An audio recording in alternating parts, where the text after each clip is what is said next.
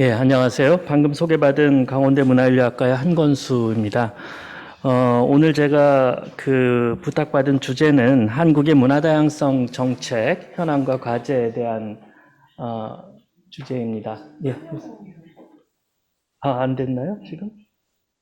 제가, 죄송합니다. 줌으로 가셔서 지금 화면 공유.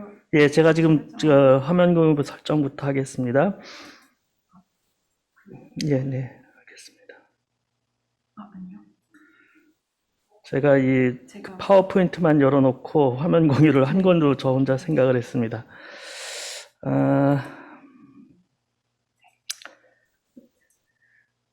지금 화면 공유를 시작을 했습니다. 오늘 제가 부탁받은 주제는 한국의 문화다양성 정책에 대한 소개입니다. 그런데 제가 오늘 발표될 주제와 다른 선생님들의 발표 제목들을 쭉 보면서 조금 한 가지 먼저 설명을 좀 드려야 할 부분이 있어서 말씀을 좀 드리고자 합니다. 사실은 한국 사회에서 이 다문화주의 또는 이주민과 관련된 정책과 그리고 그런 논의들이 2006년 이후에 굉장히 많이 축적되어 있습니다. 그래서 이 문화다양성 의제가 제가 이따 발표에서 말씀을 드리겠지만 이주민과 관련된 의제 또는 다문화 사회의 어떤 정책과 교육과 관련된 의제로 한국 사회에서 오랫동안 논의가 돼 왔었습니다. 근데 이제 이런 맥락 속에서 이 문화다양성이라고 하는 개념과 정책이 한국에서 최근에 이제 쭉 강조되어 왔던 그 과정을 좀 오늘 설명드리는 것이 오늘 전체 이 학술 발표의 내용과 또는 기획을 조금 이해하시는 데 도움이 될 것 같아서 한 가지만 말씀을 드리면 실제 문화다양성이라고 하는 이런 문제 제기와 의제가 그동안 다문화 사회, 다문화 교육에서 동일하게 다루어졌다라는 말씀을 한 가지 드리고요.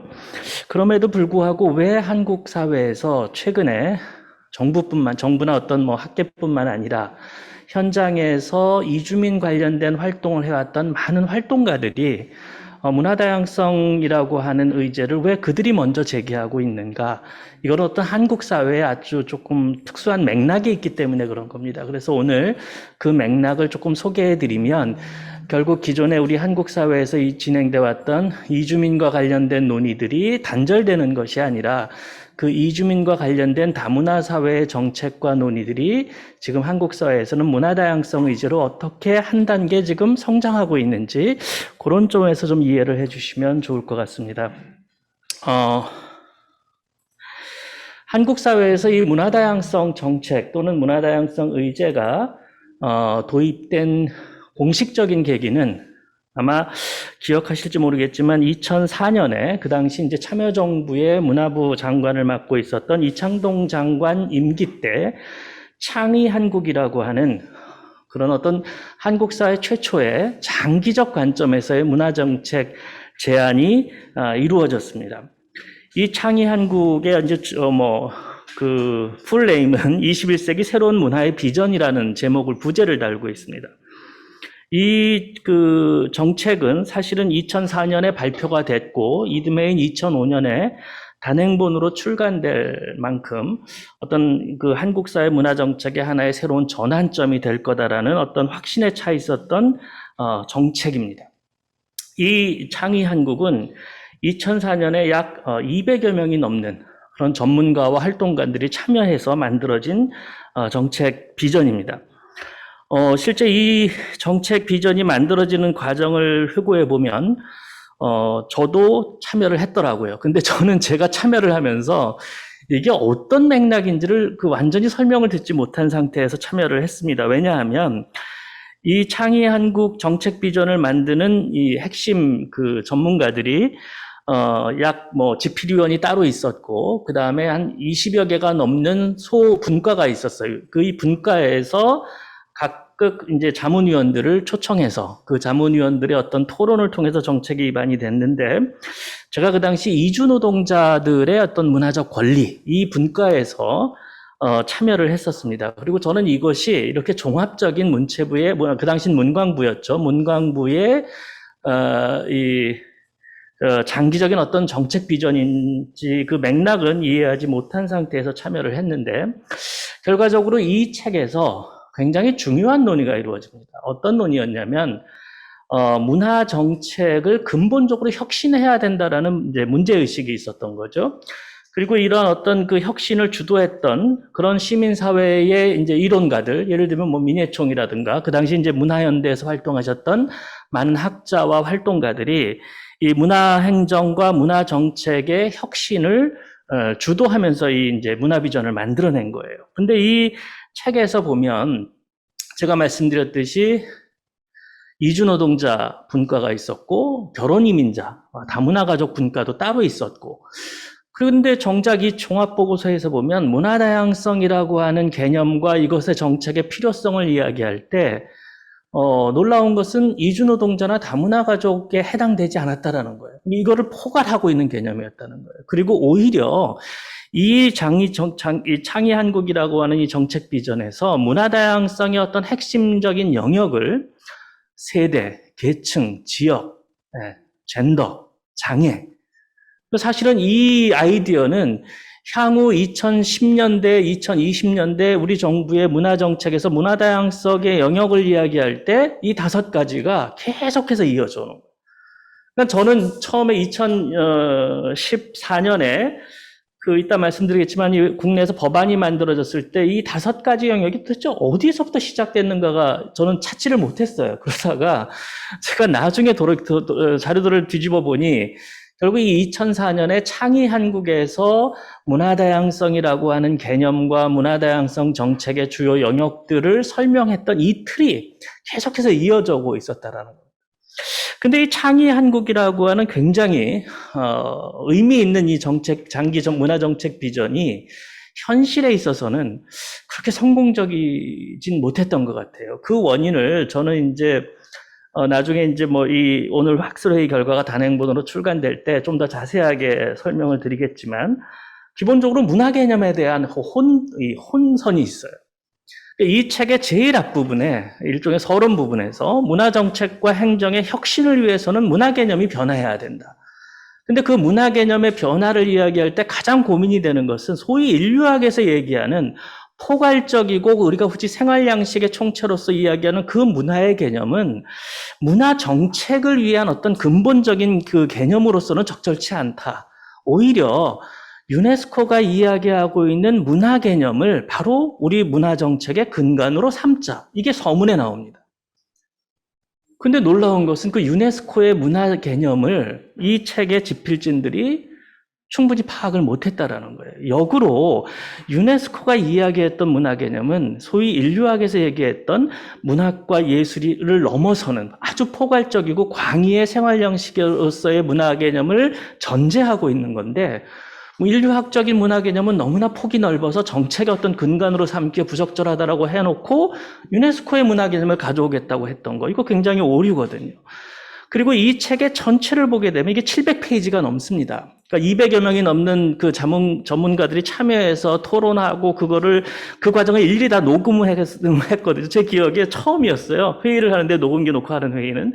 그리고 그걸 풀어서 이거를 이제 책으로 집필위원들이 집필을 했던 것 같은데, 그러다 보니까 이제 이 분과별로, 이 700페이지에 달하는 이 각 영역별로 정책 제안이나 정책 비전의 분과별로 문화 개념에 혼동이 있었고, 이거를 돌이켜보면 이 당시 이 문화행정혁신위원회에 참여하셨던 이제 심광현 선생님이 2008년쯤에 이 창의 한국에서 무엇이 실패했는가, 이런 어떤 그 고민을 토론회에서 말씀하신 게 있는데, 그 토론회 자료를 보면 결국은 이 문화 개념의 확대에 실패했다.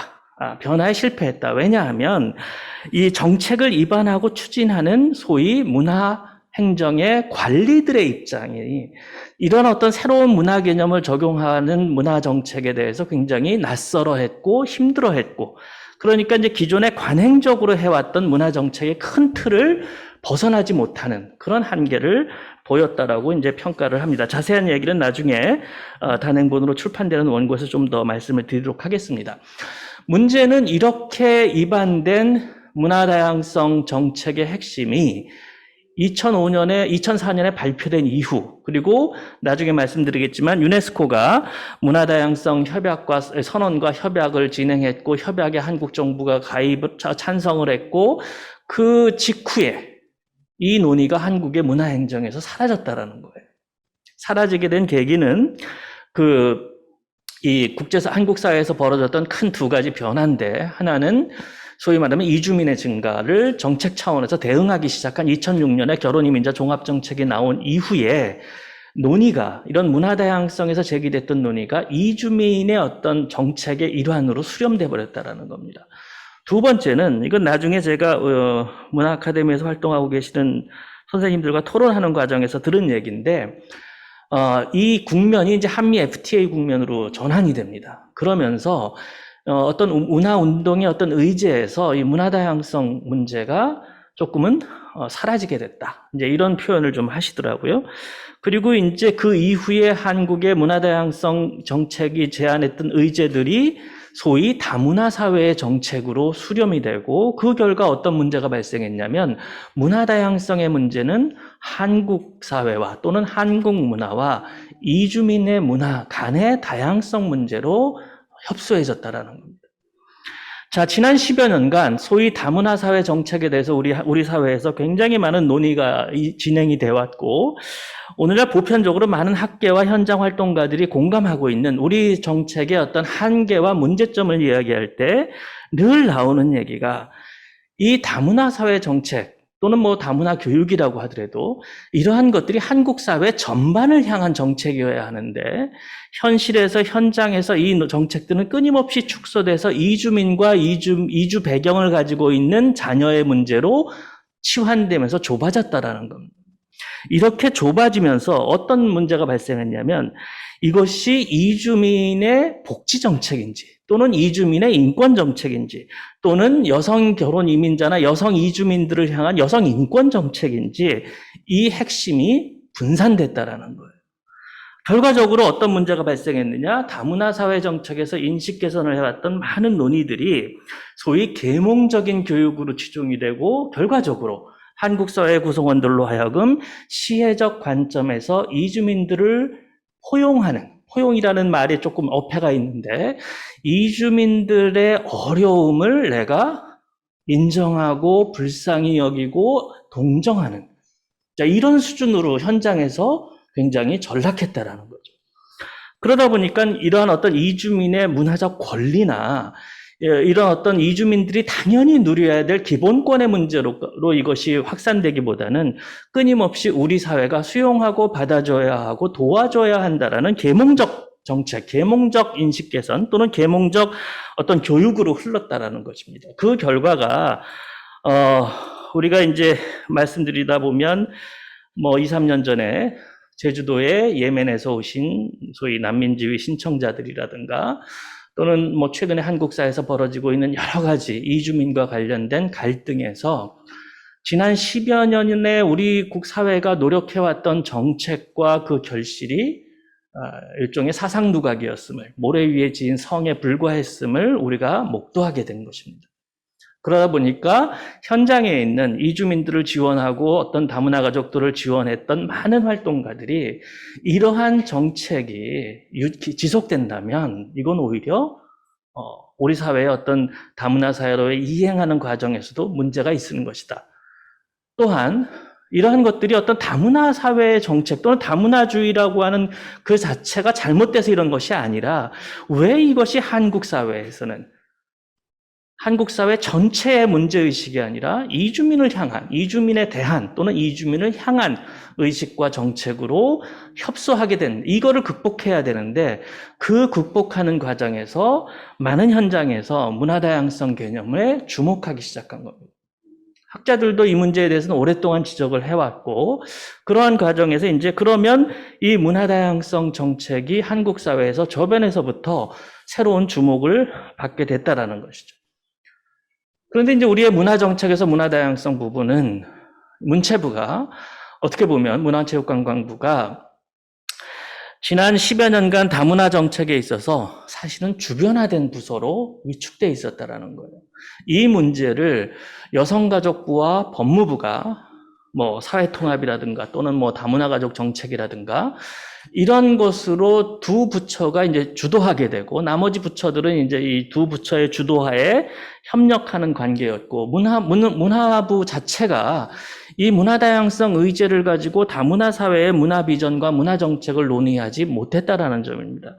그런 과정에 있는 문화문체부가 이제 그 새로운 전환을 하게 되는데 그 전환의 계기는 유네스코를 비롯한 국제사회에서의 그 꾸준한 이 노력과 꾸준한 어떤 정책 아젠다 형성을 이제 우리 사회가 공식적으로 수용하는 이제 별도의 과정을 통해서 진행이 됐다라는 겁니다. 시간이 예상보다 많이 흘러서 지금 발표 내용을 많이 줄여야 될 것 같습니다. 핵심은 자 그럼 국제사회에서의 문화다양성 개념과 정책은 근본적으로 우리가 경험했던 이주민과 어떤 마이너리티에 대한 마이너리티가 이제 저희 인종적 마이너리티 또는 뭐 민족적 마이너리티를 국한된 그런 논의가 아니었다라는 것을 우리가 좀 확인할 필요가 있다는 겁니다. 실제 유네스코는 이 문화 정책의 어떤 논의 과정에서 문화의 개념을 끊임없이 확대하면서 어떤 전환을 요구했습니다. 대표적인 것이 1982년에 멕시코 시티에서 개최되었던 세계 문화정책 회의의 결과물을 보시면 이해가 될 겁니다. 이 회의는 문화정책회의예요. 문화정책의 수장들이 모인 회의였고 이 회의의 핵심 선언문에서는 무엇을 얘기하냐면 우리가 문화정책을 이야기할 때 그 문화의 개념부터 우리가 다시 정립하자. 문화라고 하는 것은 예술과 문학에 한정되는 것이 아니다. 그러니까 문화 정책을 하는 그 영역도 예술과 어떤 문학에 국한된 정책이 되면 안 된다라는 것입니다. 그래서 이 선언문에서 문화라고 하는 것은 예술과 문학에 한정되지 않고 인간의 생활 양식과 기본적인 권리들을 포함해서 한 사회나 사회 집단을 설명해주는 독특한 정신적, 물질적, 지적, 정서적 특질들의 복합적 전체라는 겁니다.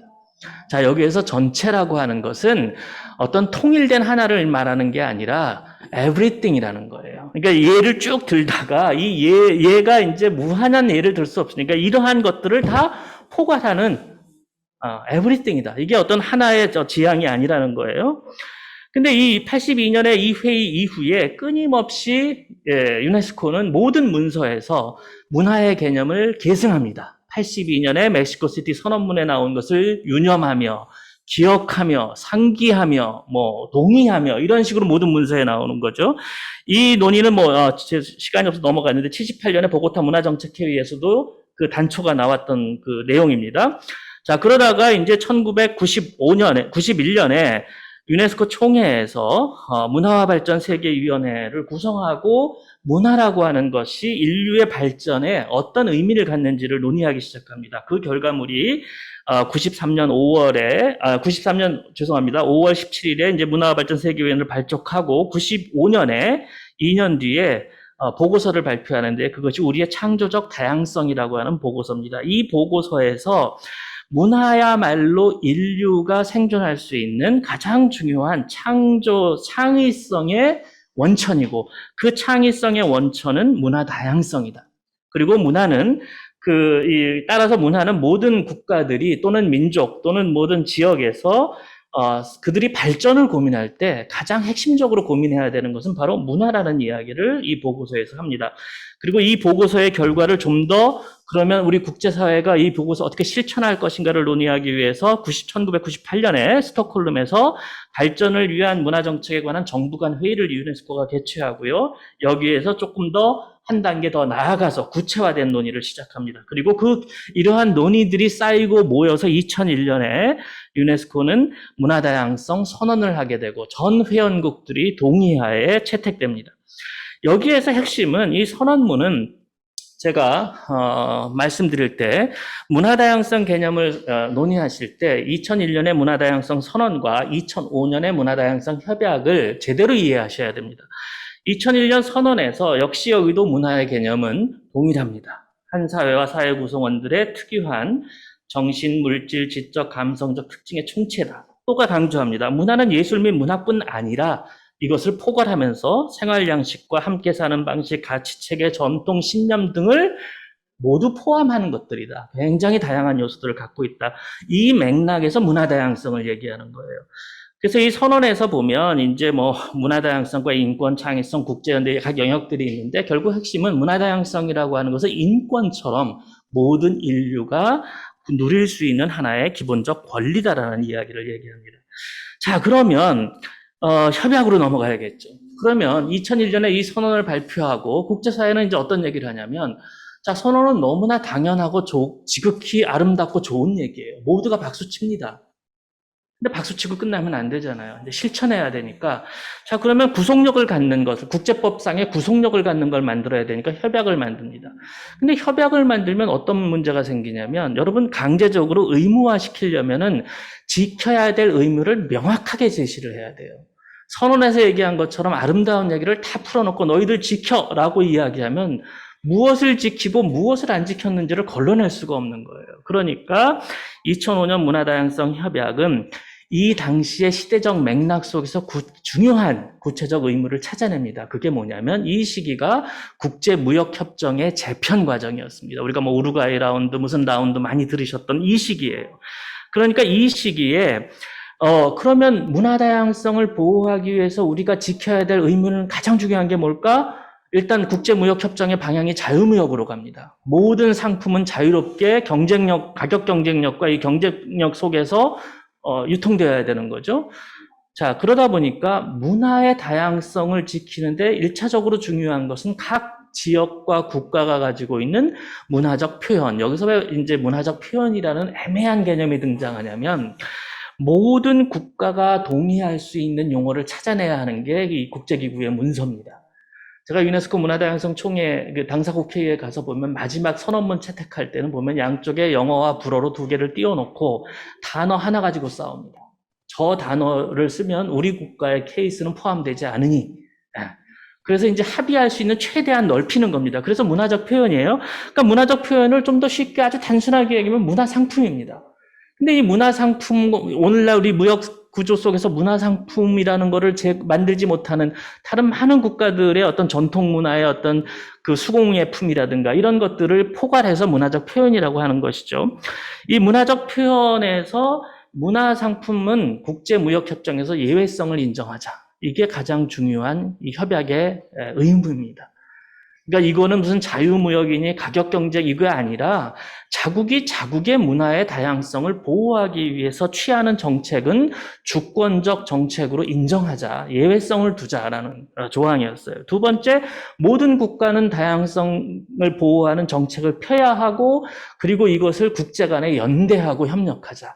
연대하고 협력하는데 가장 중요한 게 뭐예요? 개발도상국 같은 경우는 역량 강화가 필요하니까 이거를 소위 선진국들이 지원해야 된다. 그러면 이 유네스코 안에 문화다양성 기금을 설치하고 이 기금에 자발적으로 국가들이 회비를 내면 이 기금을 가지고 개발도상국들이 자국의 문화다양성을 증진하고 보호하는데 지원하는 사업을 지원하는 뭐 이런 식의 이제 의무와 구속력을 갖게 하는 겁니다.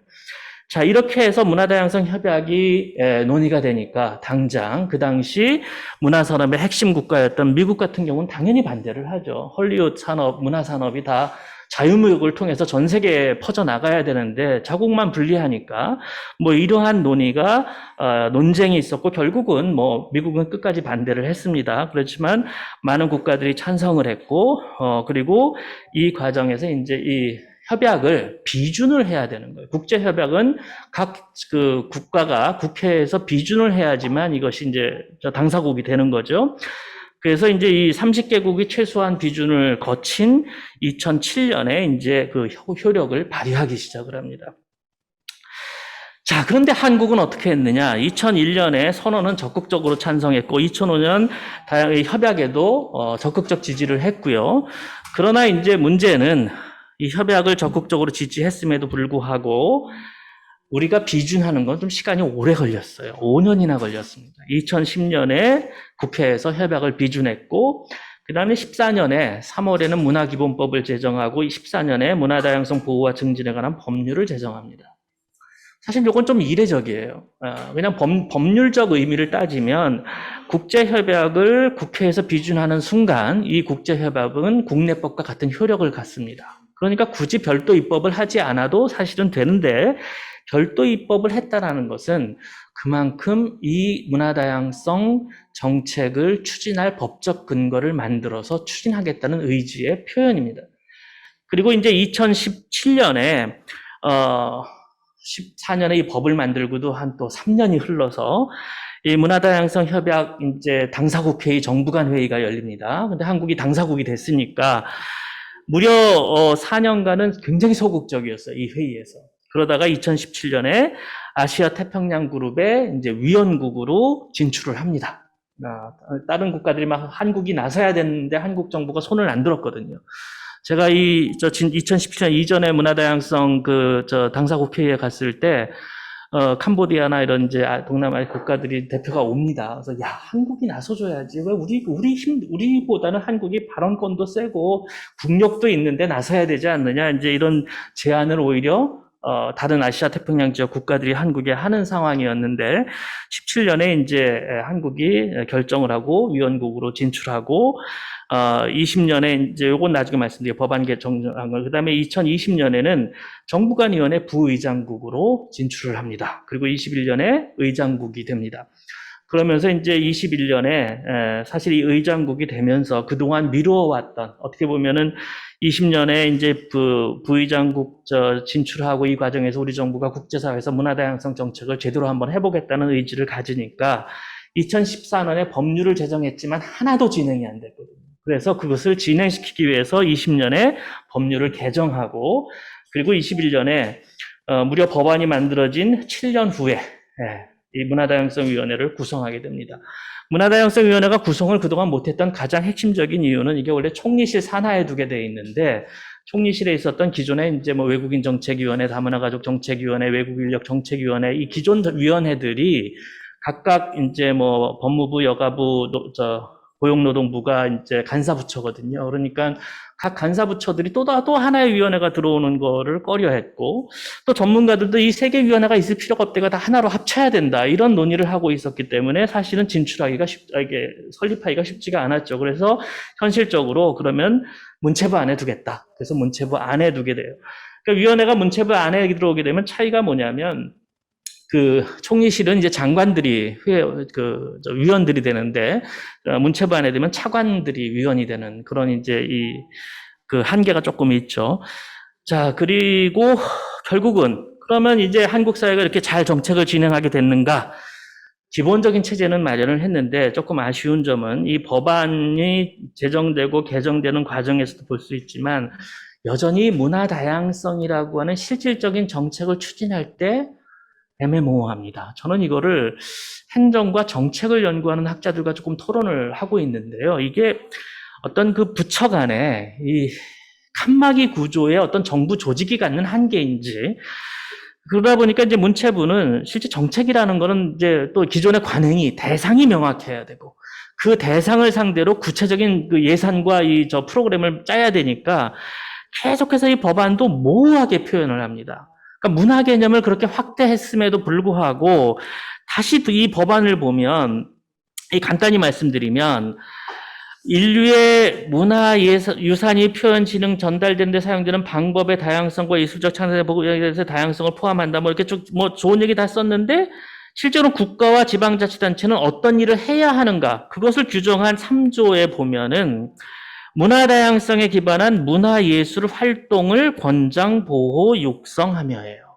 그러니까 여전히 어떤 한국 사회의 한국 문화의 어떤 장기적 비전으로서의 문화 정책이라기보단 기존에 관행적으로 해왔던 문화예술 활동에 국한된 정책으로 이게 좁히려고 하는 그런 어떤 정책 담당자들의 어떤 이 경향이 있다라는 겁니다. 그러다 보니까 결국 오늘 제가 이제 말씀드리는 핵심은 우리 사회의 문화다양성 정책이 여전히 1차 기본계획이 나왔음에도 불구하고 문화정책 전반보다는 문화예술 안에 국한되려고 하는 그 관행이 여전히 유지되고 있다. 그러다 보니까 이 문화다양성 정책에서 우리가 지금 해야 할 시급한 의제들을 문화다양성 정책이 하지 못하고 있다는 거예요. 핵심적인 건 말씀을 드리면 이주민과 어떤 이주민만을 대상으로 하는 것에서 극복해야 되는데 이거는 일정 부분 넘어서고 있어요. 왜냐하면 이 법안의 시행령에 보면 문화다양성 교육을 의무화해야 되고 공직사회부터 의무화해야 되고 이런 시행령이 있기 때문에 실제 이 문화다양성 교육 분야가 지난 2014년 이후에 굉장히 꾸준하게 발전을 해와서 지금은 문화다양성 교육은 이주민과 한국 문화 간의 다양성을 하는 것뿐만 아니라 한국 사회 내부의 다양성을 증진할 수 있어야 된다. 이해할 수 있어야 된다. 그래서 세대 간의 어떤 문화 다양성, 지역 간의 문화 다양성, 젠더 또는 이 장애 여부 이런 것까지 다 포함이 되고 있거든요. 그런데 그런 것들이 진행이 되고 있을 때 거기 핵심 아이디어는 뭐냐면 문화 다양성을 한국 사회의 맥락에서 볼 때 지금 우리가 강조해야 될 것은 당연히 문화 간 다양성은 기본인데 한국 문화 내의 다양성도 포괄해야 된다. 그러니까 한국 문화 내부의 다양성 플러스 문화 간 다양성까지 들어와야 된다라는 거고 여기에서 이제 기본적인 아이디어는 더 이상 국가나 민족이 문화의 단위가 아니라는 겁니다. 그러니까 이미 이민국가 같은 경우 도대체 미국 문화가 뭡니까? 미국 안에 존재하는 수많은 민족과 인종들이 다 뒤섞여 있기 때문에 하나의 국가 문화라는 것은 미국이라는 그 국가가 문화의 단위가 될 수 없다는 거죠. 한국도 마찬가지죠. 그런 면에서 보면 한국도 이주민이 끊임없이 증가하고 있고 두 번째 민족도 마찬가지라는 겁니다. 전 세계에 700만 명이 넘는 약 750만에 달하는 해외 글로벌 한민족 디아스포라가 있어요.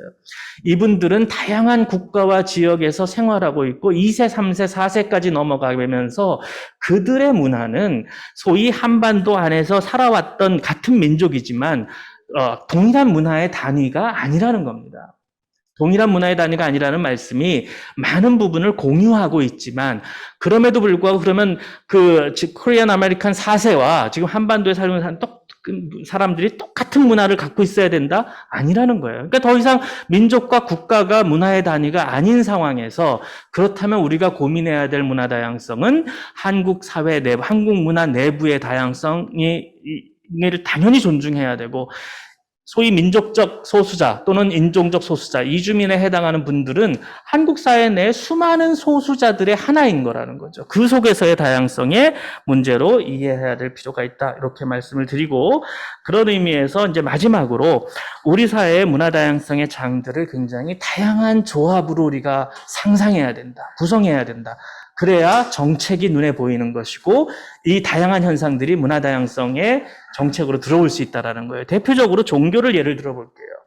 사실 최근에 우리 사회의 문화 다양성 정책이 국제사회에선 당연하게 굉장히 중요한 문화 다양성의 핵심 의제임에도 불구하고 우리가 기피하는 게 있습니다. 종교의 갈등. 네. 여기서 보면 당장 우리 대구에서 벌어지고 있는 이슬람 사원 건축 반대 운동. 자, 이건 문화 다양성 관점에서 당연히 우리 사회의 문화 다양성 수용력 면에서 이거는 사실 이게 허가가 난 걸 취소한 거거든요. 건축 허가가 난 걸 나중에 주민들이 반대한다고 취소한 거기 때문에 이 문제에 대해서 발언할 수 있어야 되고 또 각 지자체에서 문화 다양성 조례를 만들고 있는데 이 문화 다양성 조례에 대해서 끊임없이 아주 일부 보수적인 기독교에서 굉장히 반대를 하고 있고 이게 차별금지법이랑 같은 지금 궤도로 들어가고 있거든요. 또는 성적 취향의 문제, 성소수자의 문제에 대해서 글로벌 관점에서 보면 문화 다양성의 핵심 영역임에도 불구하고 한국 사회에서는 이것이 기피되고 있고 또 여기 이제 젠더 갈등 같은 경우도 지금 한국 사회에서 가장 첨예한 이 문제도 문화 다양성의 관점에서 적극적으로 정책적 발언을 해야 하는데 이러한 논의들이 아까 말씀드렸던 우리 정부 구조의 어떤 칸막이 행정 구조에서 정책이 조각조각 나버리니까 이러한 다양한 문화 다양성의 핵심 의제들을 우리가 포괄해내지 못하고 있다. 그런 면에서 볼 때 제가 발표문에서 말씀드렸듯이 어떤 모든 정책이 마찬가지죠. 그 당사국의 문제에 맥락이 있는 겁니다. 그런 맥락에서 봤을 때 우리 사회가 가지고 있는 어떤 정책의 강조점이 필요하고 두 번째, 국제사회에서 동일한 의제를 어떤 정책을 펴고 있는가. 이건 우리가 미처 보지 못하고 있는 부분들이거든요. 또는 우리가 기피하고 있는 문제이기 때문에 국내적인 맥락과 국제사회에서 문화다양성 의제가 가지고 있는 그 강조점들이 결합이 돼야 된다는 거예요. 그런 면에서 현재 우리 한국 사회 문화다양성 정책은 제가 말씀드리지만 뭐 다문화 정책, 다문화주의를 대체하고 이러는 게 아니에요. 그 문제의식들을 포괄하고 있다는 거죠. 그걸 포괄하면서 우리가 어떻게 더 한국 사회의 맥락 속에서 우리 사회가 좀 더 다양성을 존중하고 또 이 다양성의 존중이 새로운 문화, 그것이 이제 문화 다양성의 핵심입니다. 생물 다양성과 문화 다양성의 근본적 차이는 문화 다양성은 서로 섞이는 거예요. 섞여서 늘 새로운 문화가 나오는 그러한 환경을 만드는 것이 문화 다양성 정책이다라는 점을 말씀드리는 걸로 제 오늘 발표를 마치도록 하겠습니다. 감사합니다.